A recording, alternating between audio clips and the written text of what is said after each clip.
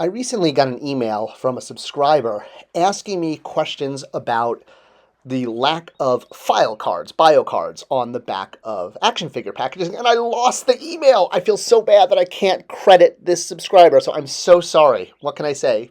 I lost it. I can't find it. But what the subscriber was asking about were these things: the file cards, right, that we used to get on toys back in the 80s. And lots of toy lines did this. It was a great way to learn about the characters, learn about their weaknesses, their strength, what they like to have for dinner, their favorite movie. I don't know, all sorts of fun trivia facts.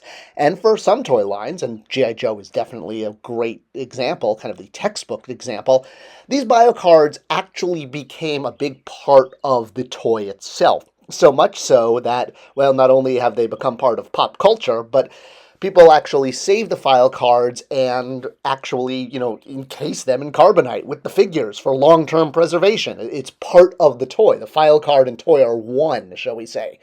And as I said, G.I. Joe is not the only toy line that did this. It was really big in the 80s because, well, you had to learn about Scumbug and Anthrax and all those cool Ninja Turtle characters. Now, not every toy line did this. Some used the back for cross-sells, others used the back to explain action features. This in the toy industry is referred to real estate, the real estate on the back of the package and how best to use it. But there are definitely a ton of examples of toy lines that use the back real estate for a bio or file card. Fast forward to today, and you just don't see this as much anymore. And that's what the subscriber was asking. Again, I'm so sorry I can't credit you. I'll try to find your email. Looking at modern modern toys, gosh, my mind. Yeah, we do have some things like file cards, but they're more like 3 or 4 lines of copy, and they're translated into multiple languages, specifically 4 or 5 languages. And Hasbro does this a lot with things like Marvel and Star Wars.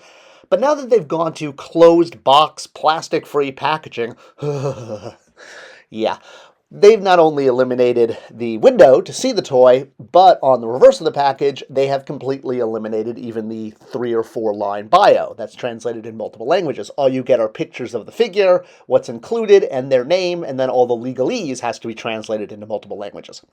So all of this is because of the flat Earth concept. So if you're not familiar with the flat Earth concept, it's the idea that if you sailed into the horizon with a ship far enough, you would eventually get to the end of the Earth and you would fall over and never be seen again. But it's also the concept of flat Earth economics, and this is probably what I actually mean by flat Earth, not the falling off the end of the world thing. Go watch a Pirates of the Caribbean movie for a good visual of that. All right, so back in the day when I started with Mattel, that was the first toy company I worked with. I went on to work for many toy companies, even though for some reason people think that when I left Mattel, I wasn't in the toy industry anymore.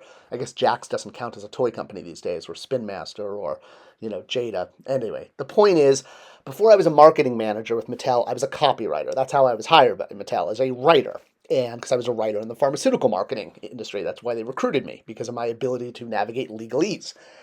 And one of the first jobs I had was working on Hot Wheels. I worked on the TurboGo line with the very talented Ryan Gleason, who was the graphic artist.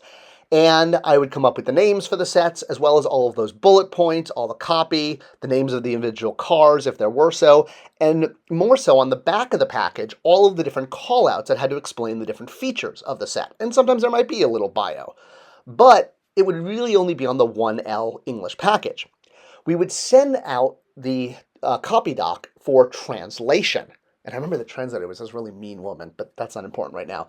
So I would have a 1L copy doc that would basically have everything that was on the package in English, and then I would cut that down for 3L, 4L, and up to 9L, which means 9 languages. So like a 3L would be English, French, and Spanish usually. Sometimes Portuguese, I think, would be the 4L, maybe German. And the translator would send it back, and then you had documents for all those languages. Now, fast forward to today, and Canada has actually instituted a lot of labeling laws for all consumer products. And essentially, well, what you need to know is that Canada requires all packaging to be in English and French. Nous devons respecter la langue française, n'est-ce pas? So yeah, it does clutter the package a lot, but you have to understand the Canadians see this as, very important, and this opened up a bit of a rabbit hole for the entire consumer goods industry and for the toy industry. Because you're shipping toys worldwide, it kind of dawned on them in the last 10 years that, well, wait a minute, what if we just have a package that can be universal and sent anywhere as opposed to doing all these 1L, 3L, 9L versions.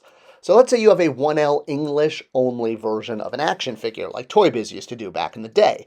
Well, if you try to send this to Canada or to Europe, to Spain or Germany, they're going to be saying, I don't think so. You can't send this because it's only in English. We require it to be in our home language.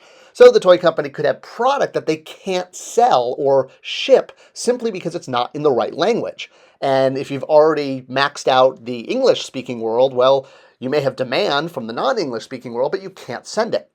So with BioCards, when you have all of that information, if you had to translate that into 3L or 4L or 9L, that's a lot of copy on the back of a package box. And you think that French Honey Nut Cheerios box looks cluttered. You should see what a 9L package looks like. I mean, even this, I think this is like a 4L Hot Wheels, and even that looks cluttered.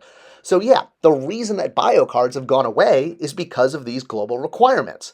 That toys, all consumer goods, I mean, you see this on saltine crackers, they have to be in all the languages. So by having one package that is available for worldwide release, it simplifies things and you don't get stuck with inventory. And taking it to the extreme, the new closed box Hasbro product that has eliminated BIOS entirely, which makes this a completely universal toy product that can be shipped anywhere for any demand. The one exception, of course, is if you have products sold only online, like we did on Matty Collectors, you can do BioCards because there's no retailer. You're just selling it through the internet, and that's the one exception. So that's why BioCards can exist on things like this, but they can't exist on retail product anymore. And that is the why to the loss of BioCards. And yes, more's the pity, because they helped kids learn about the characters, the IP, and it was fun. I hope this video was insightful and helped answer this question for the subscriber whose email I now can't find or credit for suggesting this idea, but I'll find it, I promise, or maybe you'll write back to me and I can put it in another video. Thanks for watching, thanks for sharing this, and I will see you guys in the next video, the comment section, or at, Comic-Con one day.